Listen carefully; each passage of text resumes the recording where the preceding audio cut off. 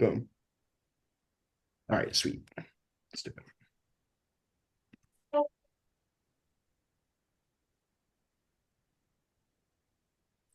That nothing in life is worthwhile unless you take risks. Nothing.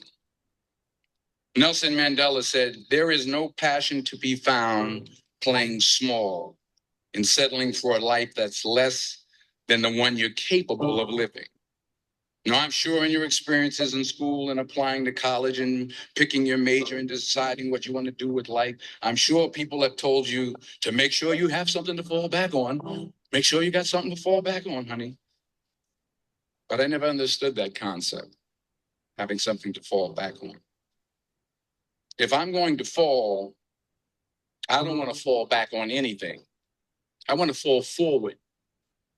I figure at least this way I'll see what I'm going to hit. Without consistency, you'll never finish. So do what you feel passionate about. Take chances. Don't be afraid to fail. There's an old IQ test was 9 dots, and you had to draw 5 lines with a pencil within these 9 dots without lifting the pencil. The only way to do it was to go outside the box. Don't be afraid to think outside the box. Don't be afraid to fail big, to dream big. But remember, dreams without goals, just dreams. Reggie Jackson struck out 2,600 times in his career, the most in the history of baseball. But you don't hear about the strikeouts. People remember the home runs. Fall forward. Thomas Edison conducted 1,000 failed experiments. Did you know that? I didn't know that. Because the 1,001st was the light bulb. Fall forward. Every failed experiment is one step closer to success. You've got to take risks, and I'm sure you've probably heard that before, but I want to talk to you about why that's so important. You will fail at some point in your life. Accept it. You will lose. You will embarrass yourself. You will suck at something. There's no doubt about it. And I know that's probably not a traditional message for a graduation ceremony, but hey, I'm telling you, embrace it because it's inevitable.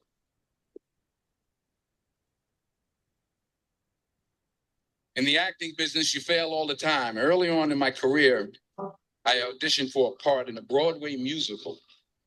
Perfect role for me, I thought, except for the fact that I can't sing. I didn't get the job. But here's the thing. I didn't quit. I didn't fall back. I walked out of there to prepare for the next audition and the next audition and the next audition. I prayed. I prayed and I prayed. But I continued to fail and fail and fail. But it didn't matter because you know what? There's an old saying.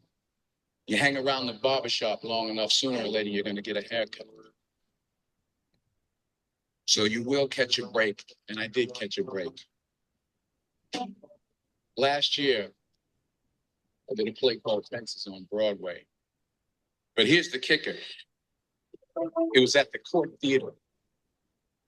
It was at the same theater that I failed that first audition 30 years prior. The point is, every graduate here today has the training and the talent to succeed. But do you have the guts to fail? If you don't fail, you're not even trying. I'll say it again. If you don't fail, you're not even trying. To get something you never had, you have to do something you never did. So imagine you're on your deathbed, and standing around your deathbed are the ghosts representing your unfulfilled potential. the ghost of the ideas you never acted on, the ghost of the talents you didn't use. And they're standing around your bed, angry, disappointed, and upset. They say, we came to you because you could have brought us to life, they say. And now we have to go to the grave together. So I ask you today, how many ghosts are going to be around your bed when your time comes?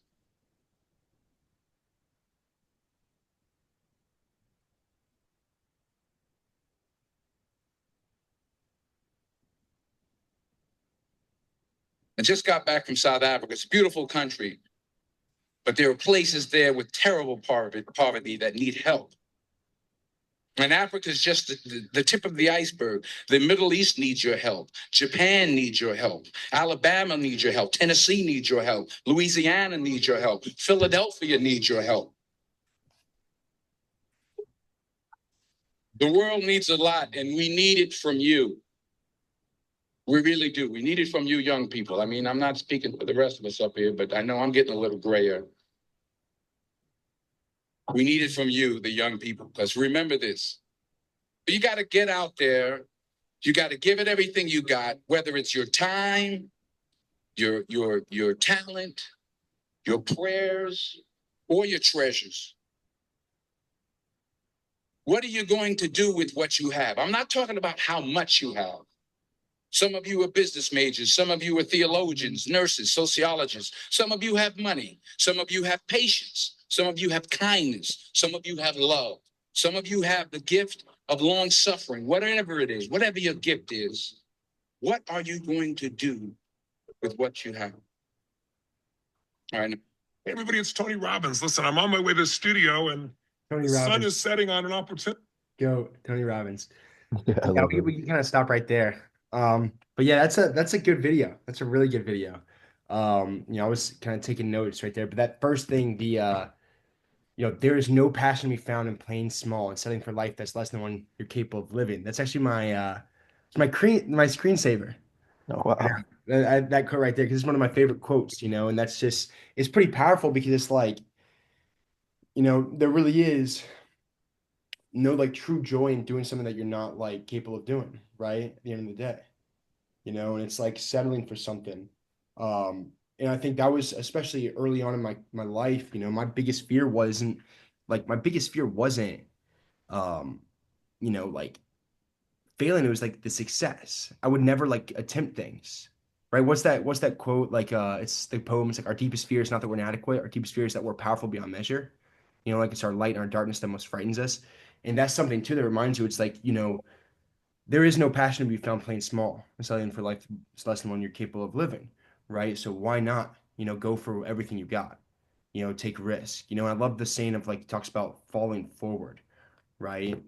Like everybody talks about a plan B, and it's like, well, why not just like do plan A and go from there? And if you fail, you're going to learn and grow, right? There's no such thing as failing, and I love that kind of mindset. Every failed experiment is one step closer to success, right? Thomas Edison, you know, but yeah, that's one of my, I don't know if y'all have seen that video before, but that's one of my favorite videos.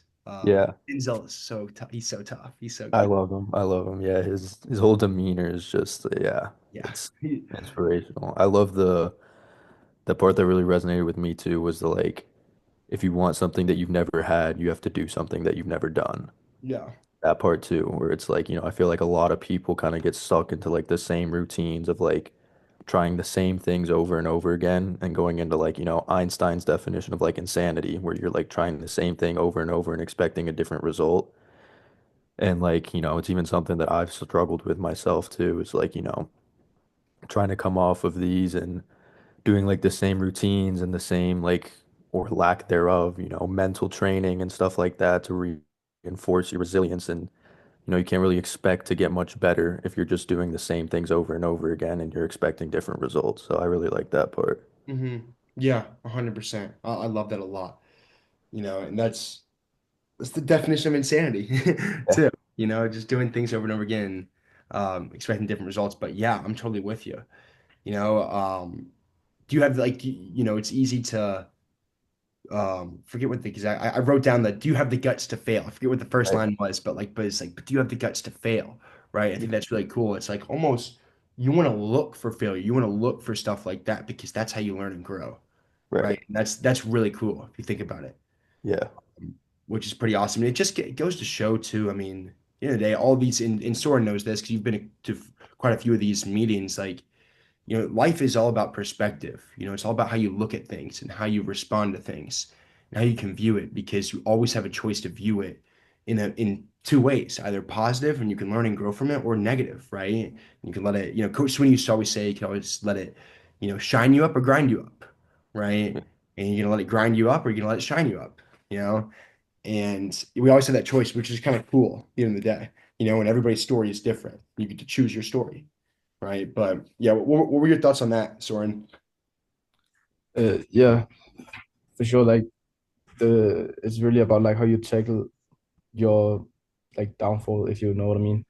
Like really how you wanna like how your mindset is gonna get you back better. Yeah, 100%, 100%. Have y'all seen that video before? I've seen like clips of it. I don't think I've watched like the full 10 minutes, but I've seen clips around like here and there of it. Yeah. The whole nine dot experiment. Y'all try Yeah. that? So it's actually it's four lines, not five. It's not Oh, he yeah. said it wrong. Anybody can do it in five, but it's four, without lifting it up. Can you do it? And yeah, you have to go outside the box, to try to do Interesting. it, which is kind of cool. I Yeah. recommend trying it. It's a fun little brain activity. Yeah. Yeah. I'll give it a shot. But yeah, I think that was great. That's a really, really great video, in general. And I love like going to this, like doing this once a week and going to this because it just reminds you constantly of like these kind of things, which is great, which is really, really great. Because that's what it's all about. But any other takeaways from the video or anything? Um, I mean, for me personally, when you were like talking about like that whole perspective thing, like it's all how you look at it, it made me think of so I've just been watching a lot of stuff recently since I can't really do much. And I recently watched an interview with a Joe Rogan interview with a North Korean defector. And just like listen, I mean, it's a 3 hour long interview, so I mean, like nothing that we could really cover in this Yeah. sort of like Mindset Monday class, but like the whole general gist of it was like, her entire experience, her lifestyle with like, starvation and all this stuff, and not even knowing, like in North Korea, they don't have the word I in their vocabulary. Like everything is we. And so Hmm. there's no ability to distinguish yourself from one person to another. So your struggles are all of our struggles. And so then when she came to America, she went to Columbia University, and I remember her saying that like she had a conversation with one of her friends talking about like, she was crying and like hysterical because like her boyfriend had broken up with her, and like from, all of us, we can probably say like, yeah, it's a horrible experience to have Yeah. someone that you love and then they're gone. But to her, she was like, I don't like she had such a hard time initially like giving empathy for that because her perspective was just not like Mhm. she was dealing with like trying to survive and live and like, if your boyfriend breaks up with you, so what? Whatever. At least you have food on the table. At Yeah. least you have a, roof You over broke up your with us. It's us. yeah. It's all of us, not me. Yeah. Yeah. Yeah. So it was really interesting about that whole like perspective thing. And there's like a sort of like an interesting duality to it as well, because I feel like there's a lot of problems that like traumas, for example, that if you don't tackle or if you let them like, just kind of go on, like an example that I use all the time when I'm like, talking to my friends or, someone's going through a hard time, like if I, break my leg, like if I just tore my ACL, right? And I go to the gym and I do a bunch of upper body work, like sure, yeah, my upper body is going to be strong. I'll get good in like other aspects. But if I don't address that trauma directly, then that is going to come back and give you like Yeah. lingering after effects. And so there's that like element of like you still have to acknowledge it, but if you dwell on it and let that be your entire existence, then it's gonna like bring you down. So it's kind of Yeah. like the Goldilocks principle. Yeah, 100%, 100%. And I think it's also a matter of like, and it's okay to be upset, and it's so okay, and it's impossible not to be, Right. right? And to look at it, and that's good. I think it's really good. It means that you care a lot about with a certain situation as well. Um, But I think, just in terms of that too, it's looking at that like specific situation. Like, okay, addressing that specific situation, like, all right, this is the reality of it, right? Forget this is how I'm feeling. I feel like crap. I feel like shit right now. Right. Like, it's just horrible, right? But what can I take out of this? Like, what's the goal here? How can I look at this in a positive way? Okay, what can I learn from this? How can I grow from this? All right, maybe this is an opportunity to come back and be better, right? Maybe this is an opportunity. I know this sucks right now, but look where I am now, and this is gonna be cool to see how far I've come, and Right. that kind of thing. But you should, yeah, because always have to address it, and there's no skipping through it, right? I love that kind of principle of like just go in the upper body, right? Yeah. It's not going to do anything. It's not going to Right. mask anything. I mean, for me, for example, just being transparent, like, when I had my last injury and I was just so down bad, like I was like, I think I might have told Soren this. I was like going out, like I was like a 5 to 7 nights a week, kind of like drinking kind of guy. Like I made an excuse. I'm like, oh, it's Tequila Tuesday. Like, dude, Yep. what? We got to go There's out. always something Yeah, going on. Wednesday trivia night, like we got to get out there, and that was something that was I was just doing the upper body right there. I was just masking it. But in Right. reality, I wasn't really addressing the issue. It was just kind of a coping Yeah. mechanism. Yep. So I'm totally right there with you. The last thing, that I really liked what he said was, dreams without goals are just dreams. And that's Mhm. something so true. It's like, all right, yeah, you can have a cool perspective, you can dream big, right? But then in reality, it's like, all right, let's turn this into a goal, right? You have that switch of like, hey, this could be my dream, but like let's make this a reality kind of thing. And what are the steps to doing that, right? And that's why I love writing things down. And I love like writing, talking about goals, right? What's your ultimate goal here? What's the long-term goal, right? What's the short-term goal too? Then you start speaking it, right? You have that law of attraction, right? Like for example, I think I chatted with both you guys on this, but like I talked about how, I was wanting to dunk at 5 months post-op, wanted to, squat 500 pounds, wanted to do all that, but I wouldn't have gotten there if I wasn't talking about it, right? If I wasn't like writing things down, if I wouldn't have said it before I had my last surgery, hey, this is what I'm going to do, right? I wouldn't have had a chance, you know, and I didn't get to 500. I got crushed by 500, Yeah, but man. I almost Pretty got there. close. Yeah, yeah. But my point being is you can always like write things down and make goals with everything, and go put it out there, put it out in the universe, right? Yeah. You know, um, but yeah, Yeah. that's I love that. I love that aspect too. I think a big thing about goals too is that like I mean 100%, like I love goals and it's Yeah. great to have them, but I think that there's more of a deep rooted sort of like belief, right? Like you can like I could say right now, like, in 5 months I want to be able to dunk, right? Yeah. But if I don't believe that, like I could just like say that like, oh yeah, it's an ambitious goal, something to strive for. But if I don't actually like in myself truly believe that I have the ability to do that, then I'm gonna find excuses. I'm gonna Yeah. find ways 100%. to get out of it, all that type of stuff. And so Yeah. I think that it goes like belief, you have to have the belief and then you set the goal. And where most people have like the reverse mentality of like set the goal and then start believing. And maybe I'm wrong, maybe just from my Yeah. experience, that's what I've kind of I guess the question then becomes like, how do you gain belief when it comes to that? right, How can you instill belief when it's tough? right. Right? And obviously, confidence comes from preparation. So I think like instilling yourself and saying it, acting like you're doing that the best you can. What do they say? Like one of the best ways to increase confidence is by acting confident. Yeah, Like acting, even though you're not there, you just try to act like you're the man. right. Right. Yep. And it's like naturally, some things are going to happen. Some things are going to change. If you keep doing it over again, it's going to start happening, which is crazy if you think about it. Yeah, it is And crazy. that's one thing there is like that. I think that maybe it can start with the goals too. And then you just start to Yeah. try to instill it because it's hard. But I get what you're saying. If you don't fully Yeah. believe, it's like you're not going to get there. But how do we Yeah. start to gain belief? Yeah, it kind of ties into like the whole principle of like self-talk as well. Like so many Yeah. people beat themselves down. Oh, I'm terrible. I can't do this. Oh, I can't do. And like even if, something that I've gone through myself as well is like, saying that like, oh, okay, I'm okay. I'm like good at this. I can do it. Like fake it till you make it type principle, right? Yeah. Just the more you say it over and over, the more that your brain recognizes those words. Like words are extremely powerful.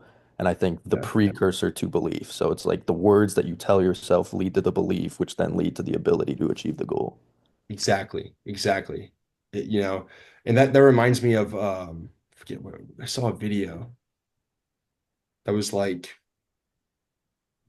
Let me see if we can find it right All here. right. This is an affirmation that I learned. Oh yeah, here it is. Here it is. Here it is. Oh, the It might be affirmations, it. yeah. Yeah, you able to hear it? I can Yeah, hear it, yeah. I yeah, I can't can see it hear. though. Okay, Oh, there sweet. we go. So let's see. Through social media that I think has been working well for me. And I want for you to learn also, for you to put your life together and pushing yourself Look how happy he is. So we gotta, Yeah. to your gotta be good. farthest, right? You ready? It goes something like this.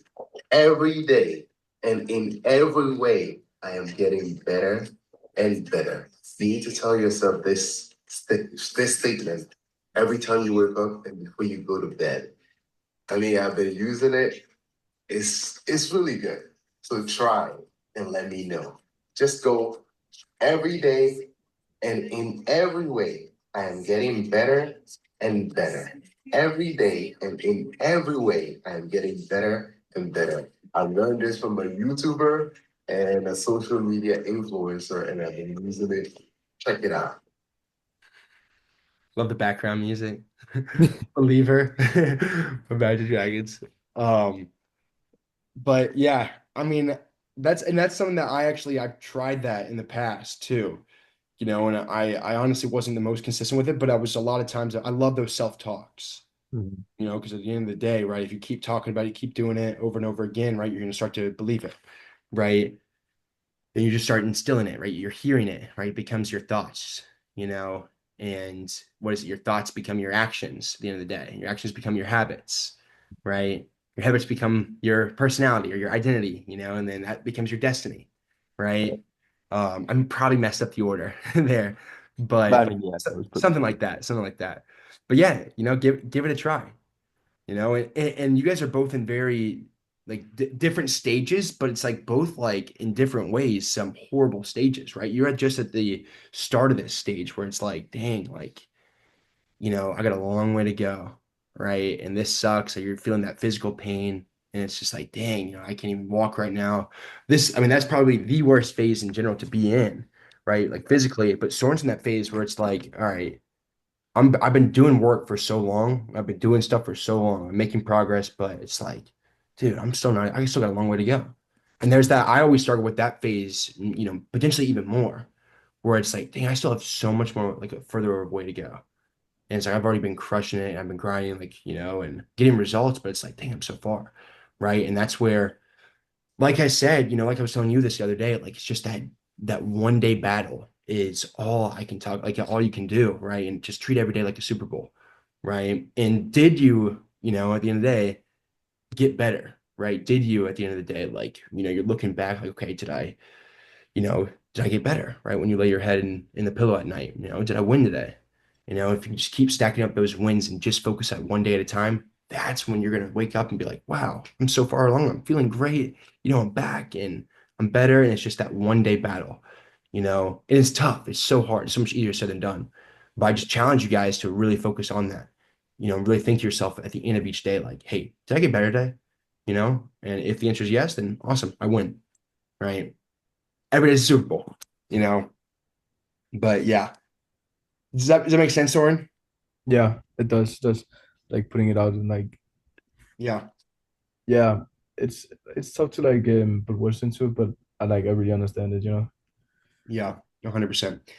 Yeah, and like I said, have you been, how have you been feeling, kind of mentally in terms of like the past like couple of weeks and stuff? Yeah. So I got back to like 2 or 3 weeks ago. I got back to the college here, and Yeah, it's just like the boys are starting to practice now, like like squad practice, and I'm like kind of like yeah, watching. They're doing all this like fun activities together while I'm like have to say no because it's like I can't. I'm still not there yet, but it's like I feel like whenever I'm in the gym working, that's where I'm like I feel like I'm working towards something, you know. yeah, So it's like there's like it's for me to get with the team, get like not even like only the practices, but also the all the stuff that's around the practices, like